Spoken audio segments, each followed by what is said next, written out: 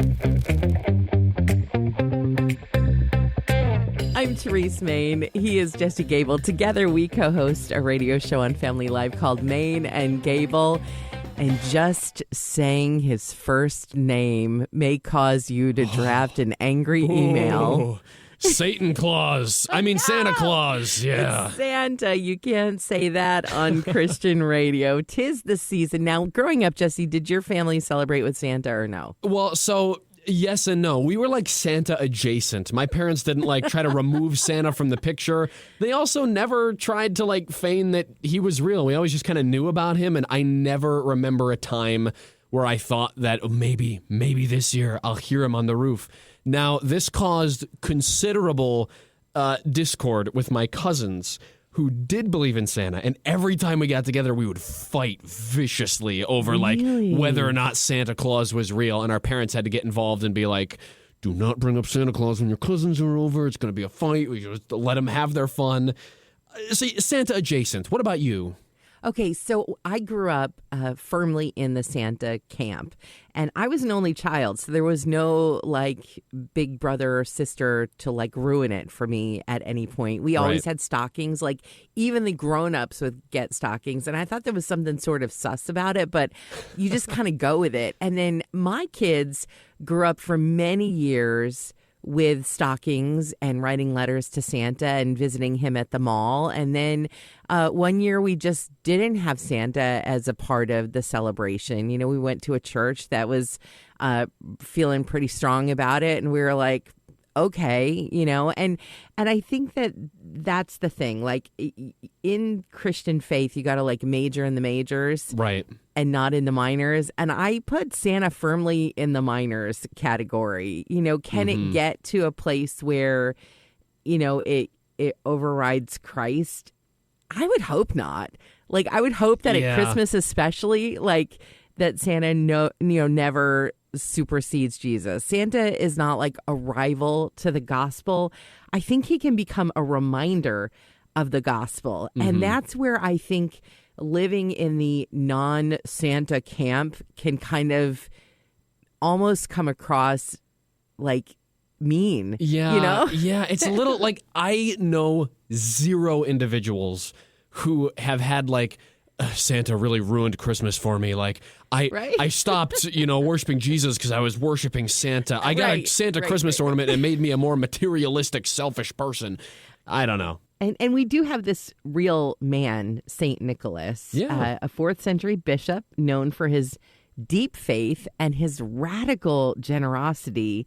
And his life was really rooted in Acts 20. You know, it says it is more blessed to give than to receive. And he did that, not for attention, but out of love. I mean, he, as the story goes, was orphaned, had every reason to be a bitter person, but through his faith, just lived with radical generosity. You know, it's like what we read in Matthew 6, when you give to the needy, do not let your left hand know what your right hand is doing, and your Father who sees what is done in secret will reward you. Nicholas was known for giving in secret, for blessing people as they needed to be blessed. And at his best, Santa represents that joyful, man, you can't picture Santa without this guy with a giant smile, right? This joyful, selfless giving. And generosity is not just like a sidebar to Christianity. Generosity, especially during Christmas,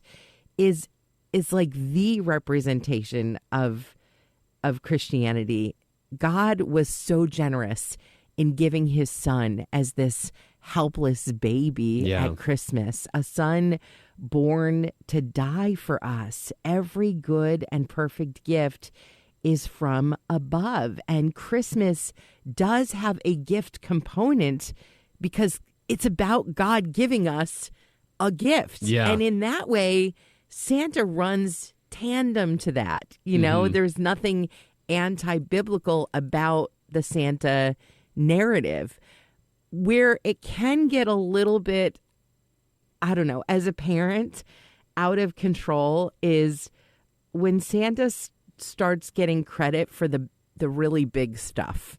when Santa is like more important than anything else. He's the focal point of he's going to grant all my wishes. Right. Or this idea that he is the one who knows if you are good enough to receive something. Is this works-based salvation, Santa? It is a little bit. You've got the list and the scores and the comparison. Who is worthy of receiving something that he sees you when you're... He's not omnipresent. Mm-hmm. Like, that's a God thing, not a Santa thing. And that version of Santa can be works-based, which goes against what the gospel says. Jesus didn't come because we made the nice list.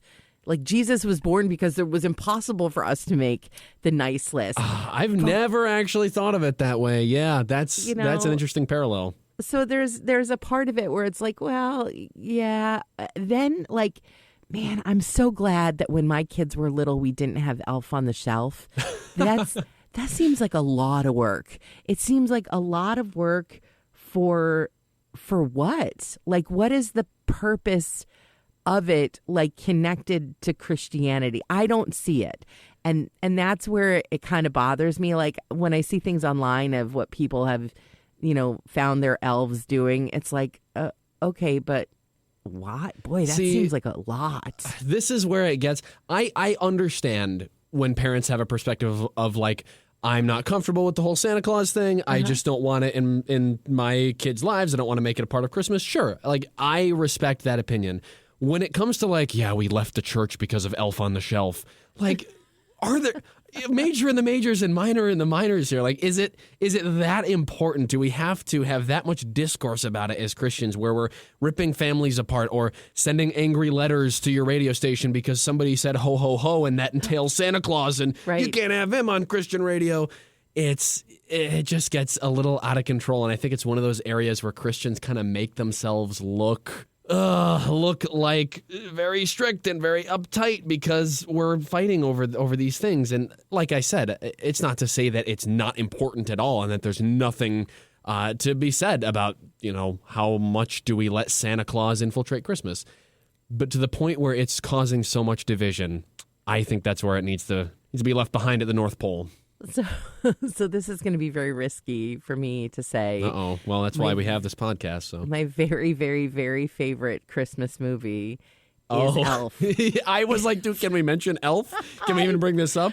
And there's so many things about that movie that will make people roll their eyes and question everything about my intelligence. And there's just something about it that just hinges on wonder and cynicism at the same time, and wonder superseding cynicism. And maybe that's why I like it, because I am at my heart a cynic. I mean, that's something that God is like really working on with me, is that I am a New York girl. I am naturally cynical. I naturally question everyone. I am an angry book publisher, but the children love the books, and so there's something about it too that kind of makes me look at the wholesomeness of this season and crave that. From a Christian perspective, I don't think Santa needs to disappear, but I do think we need to make sure we keep him in his proper place. He can remind us that joy is meant to be shared. That's good. Generosity is worth practicing. That's good. Delight is part of the story of faith. Christmas is a time of joy, but he cannot carry the weight that is only for Christ to carry. Santa is not responsible for how we behave. That is the Holy Spirit. For families, I think that Santa can become a place of conversation.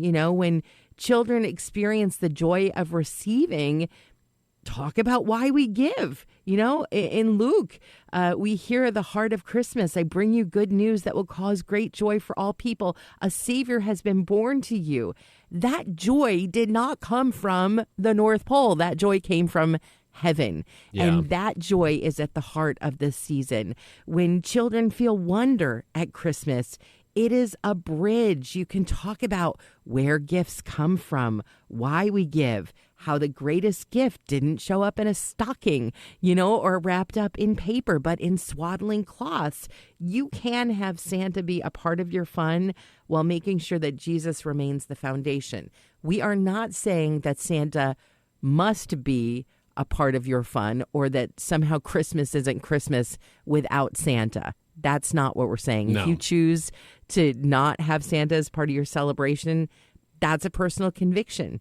Santa may deliver gifts once a year in your home, but Jesus delivers hope every day. Santa fills stockings, Jesus fills hearts.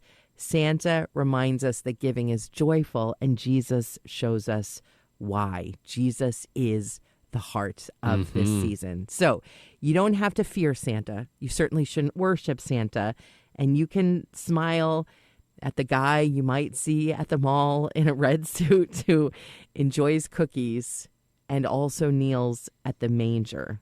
Santa can be a shadow of what Jesus is, an echo of a God who gives extravagantly, who loves so big, who came into our world with grace. Santa is a tradition. Jesus is the truth. Oh, that's good. You can say that on Christian radio, I feel like. That's kind of something slide. you can say. I know you're trying to end this on a very hopeful and Christ-centered note. No, it's okay. But I just got to say. You can't say that on Christian radio. I just got to say, if you are doing Santa Claus with your children, Godspeed. It's got to be so hard in 2025 to explain how Santa and the elves made a switch 2 at the North Pole, or like how they deliver presents to like 8 billion people. Yeah, it's got to be so much tough. Information. Kids have more access to information now than ever before. Who even has a chimney? How does he get in? Does he come through the Wi-Fi maybe now? I don't know.